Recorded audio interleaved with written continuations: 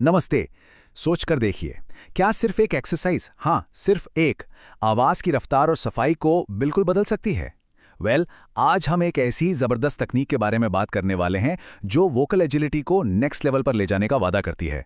तो चलिए शुरू करते हैं। अक्सर सिंगर्स के साथ ये दिक्कत आती है ना, कि जब भी कोई तान, मुर्की या कोई भी तेज हरकत गाने की कोशिश करते हैं तो आवाज में वो सफाई नहीं आती। ऐसा लगता है मानो सारे सुर एक दूसरे में घुल मिल गए हों।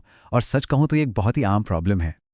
लेकिन घबराने की बात नहीं है, क्योंकि एक खास अभ्यास है जो इस प्रॉब्लम का आप कह सकते हैं सीधा सीधा सोल्यूशन है। यही वो एक्सरसाइज है जो आवाज को ना सिर्फ तेज बल्कि साफ और एकदम लचीला बनाने का दम रखती है।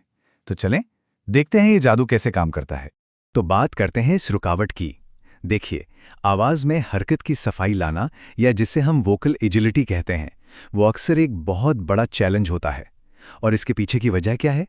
अक्सर गले की स्टिफनेस, मतलब अकड़न, या फिर सही मसल मेमोरी का ना बनना। और जब ऐसा होता है तो सीधी सी बात है, आवाज की रफ्तार और उसकी क्लैरिटी दोनों पर ही असर पड़ता है। और मजे की बात यह है कि ये एक एक्सरसाइज असल में एक तीर से कई निशाने लगाने जैसा है। मान लीजिए हरकतें साफ नहीं हैं तो ये एक्सरसाइज सीधे स्पीड और क्लैरिटी पे काम करेगी। गले में जकड़न महसूस होती है तो ये लचीलापन यानी फ्लेक्सिबिलिटी बढ़ाएगी। और अगर आवाज धीमी चलती है तो ये उसे रफ्तार देने का एक सिस्टमैटिक तरीका है। तो अब बात करते हैं इस खास एक्सरसाइज की। देखिए, ये आवाज के 3 सबसे जरूरी पिलर्स पर एक साथ काम करती है: स्पीड, क्लैरिटी और फ्लेक्सिबिलिटी। इसे सिर्फ एक पैटर्न समझने की गलती मत कीजिएगा। नहीं, ये असल में आवाज को तेजी से मूव कराने के लिए एक पूरा का पूरा ट्रेनिंग सिस्टम है। ठीक है, तो सवाल यह है कि इस अभ्यास को करना कैसे है? ये सारे साके एक बहुत ही सिंपल पैटर्न पर बेस्ड है और इसे किसी भी आरामदायक स्केल से शुरू कर सकते हैं। जैसे मेल सिंगर्स सी या डी स्केल चुन सकते हैं और फीमेल सिंगर्स जी या ए स्केल से शुरुआत कर सकती हैं।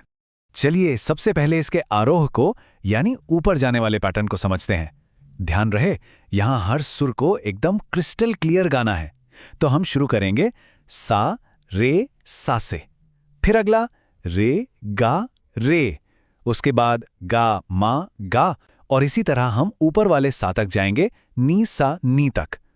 सबसे जरूरी बात, हर सुर अलग और बिल्कुल साफ सुनाई देना चाहिए। ओके, तो ऊपर तो हम चले गए, अब नीचे कैसे आना है? अवरोह का पैटर्न भी बिल्कुल वैसा ही है। ऊपर के सा से शुरू करना है, सानी सा, फिर नीधा नी, धापा धा, और ऐसे ही करते करते वापस नीचे के सा तक आना है। मतलब रे सा रे पर आकर ये साइकिल पूरा होगा। और बस ये आरोह और अवरोह मिलकर ही एक पूरा अभ्यास बन जाता है। अब एक बहुत बहुत जरूरी बात, सिर्फ पैटर्न को जान लेना काफी नहीं है। असली खेल है इसे प्रैक्टिस करने के सही तरीके में, क्योंकि अगर तरीका गलत हुआ तो फायदा नहीं होगा। हमारा लक्ष्य क्या है? रफ्तार बढ़ाना, बिल्कुल, लेकिन सफाई को खोए बिना, यह सबसे जरूरी है। तो अपनी प्रैक्टिस को 3 स्टेप्स में बांटते हैं। स्टेप 1, बिल्कुल धीमी गति से शुरू करें। मान लीजिए 60 BPM पर, और सिर्फ 5 मिनट के लिए गाइए। इसका मकसद है मसल मेमोरी बनाना और सुरों को पक्का करना। फिर आता है स्टेप 2, जब धीमी गति एकदम आरामदायक और साफ लगने लगे तभी स्पीड को 80 से 90 BPM तक ले जाइए। और फाइनली स्टेप 3, हमारा गोल 100 से 120 BPM तक पहुंचना है, लेकिन एक बहुत ही जरूरी नियम के साथ। और वो नियम क्या है?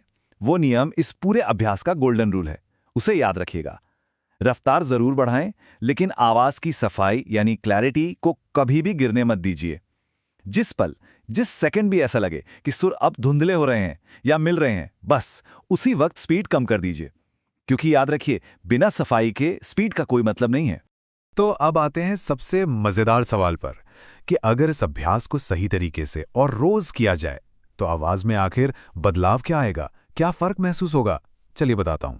और इसके नतीजे बहुत ही सॉलिड और असरदार हैं। सबसे पहले तो गले की जो जकड़न या स्टिफनेस है वो कम हो जाती है। मुर्की और हरकतें वो बनावटी नहीं बल्कि एकदम नेचुरल लगने लगती हैं। ऊंचे सुरों पर कंट्रोल वो पहले से कहीं बेहतर हो जाता है। और सबसे बड़ा फायदा, तान, आपकी तान पहले से कहीं ज्यादा साफ और तेज हो जाती है। और सोचिए, जब माइक पर गाएंगे तो हर एक नोट एकदम अलग और साफ सुनाई देगा।